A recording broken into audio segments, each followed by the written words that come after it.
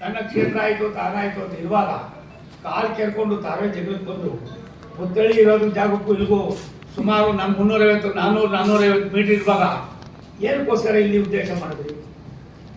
ನಿಮ್ಮ ಕುತಂತ್ರ ಏನು? ನಿಮ್ಮ ಪಾಪದ ಕೃತ್ಯ ಎಲ್ಲಿಗೆ ಅಂತ್ಯ ಆಗಬೇಕಾಗಿತ್ತು?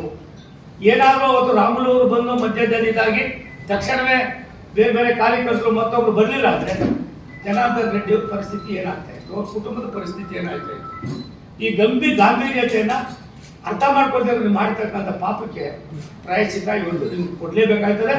ನನಗನ್ನಿಸ್ತದೆ ಈ ಥರದ ಸನ್ನಿವೇಶಗಳು ನನ್ನ 48-49 ವರ್ಷದ ರಾಜಕಾರಣದಲ್ಲಿ ನಾನು ಕೂಡ 2 ಬಾರಿ ಕಾರ್ಪೊರೇಟರ್ ಆಗಿದ್ದೀನಿ, 5 ಬಾರಿ ಶಾಸಕರಾಗಿದ್ದೀನಿ, 2 ಬಾರಿ ವಿಧಾನ ಪರಿಷತ್ತಿನ ಸದಸ್ಯನಾಗಿದ್ದೀನಿ, 6 ಬಾರಿ ಮಂತ್ರಿ ಆಗಿದ್ದೀನಿ, ಪಾರ್ಲಿಮೆಂಟ್ ಹೋಗಿದ್ದೀನಿ. ಪಾರ್ಲಿಮೆಂಟಲ್ಲೂ ಕೂಡ ಇವತ್ತು ನಾನು ಜವಾಬ್ದಾರಿ ಸ್ಥಾನದಲ್ಲಿ ಇಡೀ ವಿಶ್ವವನ್ನು ಸುತ್ತಾಡ್ತಾ ಇದ್ದೀನಿ.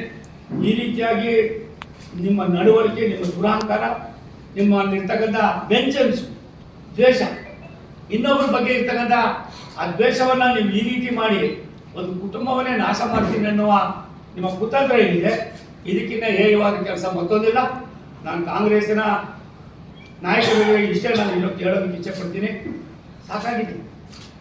ನೀವೇನಕ್ಕೋಸ್ಕರ ಬಂದು ಬಳ್ಳಾರಿಯನ್ನೇ ಉಪಯೋಗಿಸಿಕೊಂಡು ಬಳ್ಳಾರಿ ಜನರ ಆಶೀರ್ವಾದವನ್ನು ಇಡೀ ರಾಜ್ಯಕ್ಕೆ ವ್ಯಾಪಿಸಿ ಆ ಬಳ್ಳಾರಿಯಲ್ಲಿ ವಾಸ ಮಾಡ್ತಕ್ಕಂಥವ್ರನ್ನೇ ನೀವೆಲ್ಲ ಒಂದು ಕಡೆ ಅವರನ್ನು ಮುಗಿಸೋದಕ್ಕೆ ಹೋಗಿ ಅವರ ಪ್ರೈವೇಟ್ನವರಿಂದ ಏನಾದರೂ ರಾಮುಲು ಹೋಗಿ ಮಧ್ಯಕ್ಕೆ ಹೋಗದೆ ಹೋಗಿದ್ದೆ.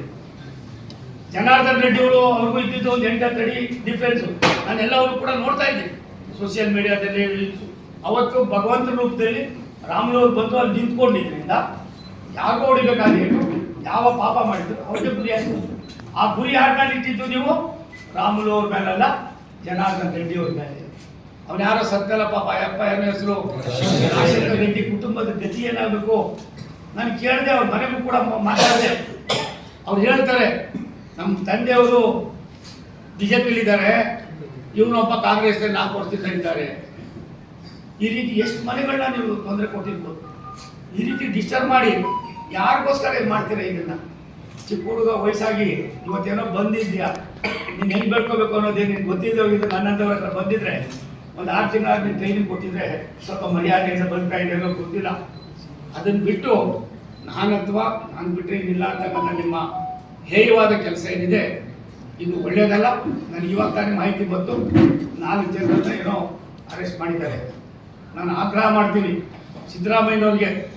ನಾವೆಲ್ಲ ಒಟ್ಟಿಗೆ ಇದ್ದವರು, ನಾನು, ರಾಮುಲು, ಸಿದ್ದರಾಮಯ್ಯ, ನಾವೆಲ್ಲ ಒಟ್ಟಿಗೆ ಕೆಲಸ ಮಾಡಿದ್ದೀವಿ.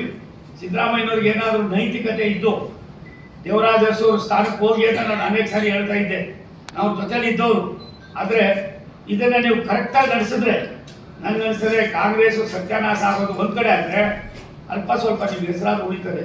ಅದನ್ನು ಬಿಟ್ಟು ಏನಾದರೂ ಇಂಥವ್ರಿಗೆ ನೀವು ಶಾಮೀಲಾಗಿ ಒಂದು ಸಣ್ಣ ಅಪಚಾರ ಮಾಡಿದ್ರು ಕೂಡ ಯಾವ ದೇವರು ನೀವು ಬರ್ಬೇಕಾಗಿ ತೋರಿಸ್ಕೊಂಡ್ಬಂದೆ. ಏನು ನಿಮ್ಮ ಅಲ್ಲಿ ಕೈ ಮುಗಿದು ಬಂದ ದುರ್ಗಮ್ಮ ತಾಯಿ, ಯಾರಾದರೂ ರಾಮುಲೂರು ದುರ್ಗಮ್ಮ ತಾಯಿ ಇನ್ನೊಂದು ಅವತಾರ ಆಗಿ ಜನಾರ್ದನ್ ರೆಡ್ಡಿಯವರು ಆ ತಾಯಿ ಮೇಲೆ ಇಟ್ಟಿರ್ತಾರೆ ನಂಬಿಕೆಯಿಂದ ಇವತ್ತು ಇದನ್ನ ಎಲ್ಲೋ ಒಂದು ಕಡೆ ಯಾರೋ ಒಬ್ಬ ಪಾಪ ಏನೂ ಮಾಡದಿದ್ರು ಅಮಾನಿಕ ಸಾವನ್ನಪ್ಪಿದ್ದಾನೆ. ಇದಕ್ಕೆ ಹೊಣೆಗಾರರು ನೀವೇ ಇದ್ದೀರಿ. ನಾನು ಆಗ್ರಹ ಮಾಡ್ತೀನಿ.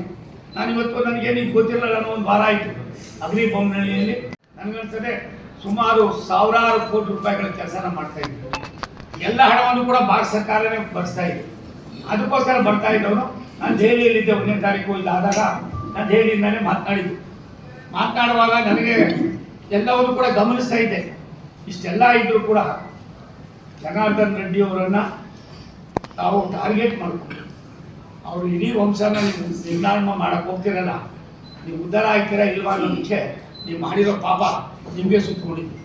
ಯಾರನ್ನ ನೀವು ಟಾರ್ಗೆಟ್ ಮಾಡಿದ್ರು ಆ ತಾಯಿನೇ ಅವ್ರು ಉಳಿಸಿದ್ದಾರೆ. ನನಗನ್ಸದೆ ನಾನು ಆಗ್ರಹ ಮಾಡ್ತೀನಿ, ಸಿದ್ದರಾಮಯ್ಯ ಸಾಹೇಬ್ರೆ, ನೀವೇನಾದ್ರು ಹೀಗಾಗಿ ಇಂಥವ್ರಿಗೇನಾದ್ರು ಆದ್ಯತೆ ಕೊಟ್ಟರೆ ನಾಳೆ ಮತ್ತೊಂದು ದಿನ ನಿಮಗೂ ಕೂಡ ಇದು ಕೊಡ್ಲಿಕ್ಕೆ ಬೇಕಾಗ್ತದೆ. ಇದಕ್ಕೆ ನೀವು ಸಿಟ್ಟಿಂಗ್ ಹೈಕೋರ್ಟ್ ಜಡ್ಜಿಂದ ಎನ್ಕ್ವೈರಿ ಮಾಡಿಸಿ ಯಾರು ತಪ್ಪು ಮಾಡಿದ್ದಾರೆ ಅನ್ನೋದು ನಿಮಗಾಗಲೇ ಗೊತ್ತಿದೆ, ಯಾರು ಕೂಡಲಾಡಿಸಿದ್ದಾನೆ ಅನ್ನೋದು ನಿಮಗಾಗಲೇ ಗೊತ್ತಿದೆ. ಇದನ್ನೇನಾದರೂ ಮಾಡಿ ಎಲ್ಲ ಒಂದು ಕಡೆ 5 ಜನ ಸಮಿತಿ ಮಾಡಿಬಿಟ್ಟು ಪಾಪ ರೇವಣ್ಣವ್ರಿಗೆ ಏನೋ ಕೆಲಸನೇ ಇದ್ದಾರೆ ಕೂರಿಸಿದ್ರು. ಅಟ್ಲೀಸ್ಟ್ ನಾನು ಫೋನ್ 2-3 ಸಾರಿ ಟ್ರೈ ಮಾಡಿದೆ, ಇದಾದ್ರೂ ಸರಿಯಾಗಿ ಹೊಡೆದು ಕೊಡಪ್ಪ ನಿಮ್ಮ ಮನೆ ಕಾಯ್ದಾಗ, ಇಲ್ಲ ಎಲ್ಲ ಹೋಗ್ತಾರೆ ಕಳೆದೋಗ್ಬಿಡ್ತೀಯ ಅಂತ ಹೇಳೋಕ್ಕೆ ನನ್ನ ಫೋನಿಗೆ ಸಿಗಲಿಲ್ಲ. ನಾವೆಲ್ಲ ಒಂದು ಆತ್ಮೀಯತೆಯಲ್ಲಿ ಬದುಕಬೇಕಾದವರು. ಚುನಾವಣೆ ಬರ್ತದೆ ಹೋಯ್ತದೆ, ಗೆಲ್ಲೋದು ಸೋಲೋದು ನಮ್ದಲ್ಲ, ದೇವ್ರದ್ದು ಭಗವಂತಂದು. ನೀವು ಮುಗಿಸ್ಬೇಕು ಅಂತ ಬಂದ್ರಿ ಜನಾರ್ದನ್ ರೆಡ್ಡಿಗೆ, ಎಲ್ಲ ಒಂದ್ ಕಡೆ ರಾಹುಲು ಭಗವಂತ ಬಂದು ಆ ತಾಯಿ ಅವ್ರನ್ನ ಕಾಪಾಡೋದು. ಇನ್ನಾದ್ರೂ ಅರ್ಥ ಮಾಡ್ಕೊಳ್ಳಿ, ಇಂಥ ಕೆಟ್ಟ ವ್ಯವಸ್ಥೆಗಳಿಗೆ ಈ ರೀತಿಯಾಗಿ ದುರಾಂಕಾರ ಮಾಡ್ತಕ್ಕಂಥವ್ರಿಗೆ ನೀವು ಕಡಿವಾಣ ಹಾಕಿದವ್ರೆ ಎಲ್ಲೋ ಒಂದು ಕಡೆ ಇಡೀ ದೇಶದಲ್ಲಿ ನಾಮಾಶೇಷ ಆಗ್ತಾ ಇದ್ದಾರೆ. ನನಗೆ ತಿಳಿದ ಮಟ್ಟಿಗೆ ಯಾವ ಜಿಲ್ಲೆ ಇವ್ರಿಗೆ ಜನ್ಮ ಕೊಡ್ತೋ, ಯಾವ ಜಿಲ್ಲೆ ಇವ್ರಿಗೆ ಅಧಿಕಾರ ಕೊಡ್ತೋ, ಯಾವ ಜಿಲ್ಲೆಯ ಜನ ನೀವು ರಾಜ್ಯದಲ್ಲಿ ಅಧಿಕಾರ ಮಾಡಿ, ನೀವು ಅಧಿಕಾರನ ರಾಜ್ಯಕ್ಕೆ ಸಮರ್ಪಣೆ ಮಾಡಿ ಬಡವರು ಮಾಡಿ ಅಂತ ಕೊಡ್ತೋ, ಆ ಜಿಲ್ಲೆಯಿಂದಲೇ ನಿಮ್ಮ ಪಾಪದ ಕೆಲಸ ಶುರುವಾಗಿದೆ. ನನಗೆ ತಿಳಿದ ಮಟ್ಟಿಗೆ ಇನ್ನೊಂದು 4-5 ತಿಂಗಳಲ್ಲಿ ಯಾವ್ಯಾವ ರೀತಿ ಏನೇನು ಆಗಬೇಕಾಗಿತ್ತು ಅನ್ನೋದಕ್ಕಿಂತ ಹೆಚ್ಚಾಗಿ ಇಡೀ ಕಾಂಗ್ರೆಸ್ ಪಕ್ಷ ಈ ದೇಶದಲ್ಲಿ ಇಲ್ಲ ಅನ್ನೋದು ಒಂದು ಕಡೆ ಆದರೆ, ಬಳ್ಳಾರಿಯ ಜನ ಕಾಂಗ್ರೆಸ್ಸನ್ನು ಯಾವ ರೀತಿ ಧೂಳಿಪಟ ಮಾಡಬೇಕು ಏನು ಕೇಳಿಸಿದ್ರು ಅದೇ ರೀತಿ ಧೂಳಿಪಟ ಮಾಡಬೇಕು ಹುನ್ನಾರ ಅನ್ನೋದಕ್ಕಿಂತ ಹೆಚ್ಚಾಗಿ ತೀರ್ಮಾನ ಮಾಡ್ತಾರೆ. ಇಂಥ ಪಾಪದ ಹೇಯ ಕೆಲಸ ಮಾಡಿಸ್ಕೊಂಡು ಮರ್ಯಾದೆ ಉಳಿಸ್ಕೊಳ್ಳಿ. ಏನೇನು ಉಳಿದಿಲ್ಲ ನಿಮ್ಮದು. ನೀವು ಯಾರೋ ಮೂರ್ಖಕ್ಕೆ ಬೆಲೆ ಕೊಡ್ತಾ ಇಲ್ಲ. ನೀವು ನೋಡಿದ್ರಿ ಮೊನ್ನೆ ತಾನೇ ಹೈಕಮಾಂಡ್ ಇದ್ದಿದ್ದು ಡೆಲ್ಲಿಲಿ, ಇವಾಗ ಹೈಕಮಾಂಡ್ ಅಲ್ಲಿಲ್ಲ, ಕೇರಳದಲ್ಲಿದೆ. ಸಿದ್ದರಾಮಯ್ಯನವರು ಒಂದು ರೀತಿ ಗಾಳಿಪಟ ಆಗಿದ್ದಾರೆ. ಯಾವಾಗ ಭಾರ ಕಿತ್ಕೊಳ್ತಾರೋ ಇನ್ನೊಂದಾಯ್ತದೋ ಗೊತ್ತಿಲ್ಲ. ಆದರೆ ನಾನು ತುಂಬ ತೀಕ್ಷ್ಣವಾಗಿ ಒಬ್ಬ ನಾಯಕನನ್ನು ಯಾವುದೋ ಒಂದು ನೆಪ ಇಟ್ಕೊಂಡು, ಅದು ವಾಲ್ಮೀಕಿ ಅಂತ ಪುಣ್ಯಾತ್ಮನ ನಮ್ಮೂರವರೇ, ಅವ್ರ ಹೆಸರುಗಳಕ್ಕೆ ನಮ್ಗೆ ಇನ್ನೂ ಯೋಗ್ಯತೆ ಇಲ್ಲ. ಅವ್ರ ಆಚಾರ ವಿಚಾರಗಳನ್ನ ಅವ್ರು ಅರ್ಥನೇ ಮಾಡ್ಕೊಂಡಿಲ್ಲ. ಅವ್ರು ಯಾರು ಅಂತಾನೆ ಗೊತ್ತಿಲ್ಲ. ನೋಡಿದೆ ಆತನ ಭಾಷೆನ, ಅದಾರ ಹುಡುಗನ ಭಾಷೆ ನೋಡಿದೆ. ನಾನು ಕರಿತೀನಿ ಆತನಿಗೆ, ನಿಮ್ಮ ಮುಂದೆನೂ ವಿನಂತಿ ಮಾಡ್ತೀನಿ, ಒಂದು 6 ತಿಂಗಳು ನನ್ನ ಸರ್ ಪಾಪ ರಾಜಕಾರಣ ಅಂದ್ರೆ ಏನು, ಸಾರ್ವಜನಿಕ ಜೀವನ ಏನು, ಬಡತನ ಏನು, ಇನ್ನೊಬ್ಬರ ಬಗ್ಗೆ ಗೌರವ ಏನು, ಇನ್ನೊಬ್ಬರನ್ನ ಯಾವ ರೀತಿ ಸ್ವತಂತ್ರ ಮಾಡಿದ್ರೆ ಯಾರು ಏನೇನಾಗಿ ನೆನಪಿಸ್ಬಿಟ್ಟು ದಿವಾಳಿ ಹಾಕ್ಬಿಟ್ಟವ್ರೆ ಅಂಥವ್ರನ್ನೆಲ್ಲ ತೋರಿಸ್ತೀನಿ. ಅದಕ್ಕೆ ಇವತ್ತು ನಾನು ಮುಖ್ಯಮಂತ್ರಿಗಳಿಗೆ ಆಗ್ರಹ ಮಾಡ್ತೀನಿ. ಗೃಹ ಮಂತ್ರಿಗಳು ಸಂಭಾವಿತರು, ಅವ್ರದ್ದೇನು ನಡೀತಾ ಇಲ್ಲ, ಇವರೇ ಈ ಗಾಳಿಪಟ ಕೆಲಸ ಎಲ್ಲ ಆಗಿದೆ. ಆದರೆ ಒಂದು ಸತ್ಯ, ನಾನು ನಿಮ್ಮಲ್ಲಿ ತಮ್ಮ ಮೂಲಕ ಸರ್ಕಾರವನ್ನು ಆಗ್ರಹ ಮಾಡ್ತೀನಿ, ಇದನ್ನು ಎನ್ಕ್ವೈರಿ ಮಾಡಿ ನೀವು ಏನಾದರೂ ಸತ್ಯಕ್ಕೆ ಹೊರಬರಬೇಕಾದ್ರೆ ನೀವು ಹೈಕೋರ್ಟ್ ಸಿಟ್ಟಿಂಗ್ ಜಡ್ಜನ್ನು ಕೊಡಿ. ಅದಾಗಲಿಲ್ಲ ಅಂದರೆ ಯಾರ ಕೈಲೋ ಐಕೆ ಯಾರಾದರೂ ಆಗ್ತಾರೆ PA. ಇದು ಅಷ್ಟು ಸುಲಭವಾಗಿ ನಿಲ್ಲೋದಿಲ್ಲ. ಈ ಕೆಲಸ ಅಷ್ಟು ಸುಲಭ ನಿಲ್ಲೋದಿಲ್ಲ. ದ್ವೇಷದ ಭಾಷಣ ಅಂತ ಅಂದ್ಬಿಟ್ಟು ಒಂದು ಕಾಯ್ದೆ ತಂದ್ರಿ. ಬನ್ನಿ, ಯಾರಪ್ಪ ದ್ವೇಷದ ಭಾಷಣ ಮಾಡಿದ್ದು? ಯಾಕೆ ಅವ್ನು ಅರೆಸ್ಟ್ ಮಾಡಿಲ್ಲ ನೀವು? ದೇಶದ ಭಾಷೆ ಅವರೇ ತಾನೇ ಬಂದಿದ್ದು.